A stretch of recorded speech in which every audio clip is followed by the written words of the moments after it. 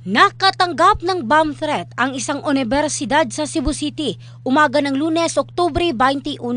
Sa Facebook post ng certain John Steve na maalam ito sa Cebu Technological University Main Campus na nasa MJ Cuenco Avenue, corner R. Palma Street, at sinabi nito na matagumpay na nailagay ang bomba sa universidad at 5 oras na lang umano ang natitira. Kaugnay nito, kaagad na nagsuspende ng klase ang pamunuan ng paaralan at pinalabas ang mga estudyante.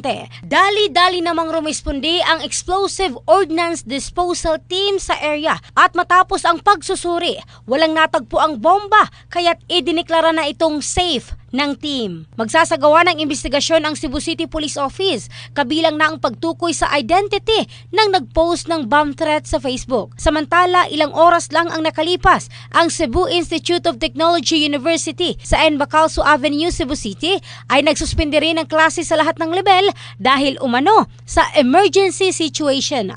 Pasado 1:00 ng hapon, nagbigay ng update ang pamunuan at matapos ang inspeksyon ng government authorities, idiniklara ng secured ang universidad. Patuloy ang investigasyon ng mga otoridad. In the heart of changing lives, ito si Michelle Craste ng Brigada News Philippines, the Music and News Authority.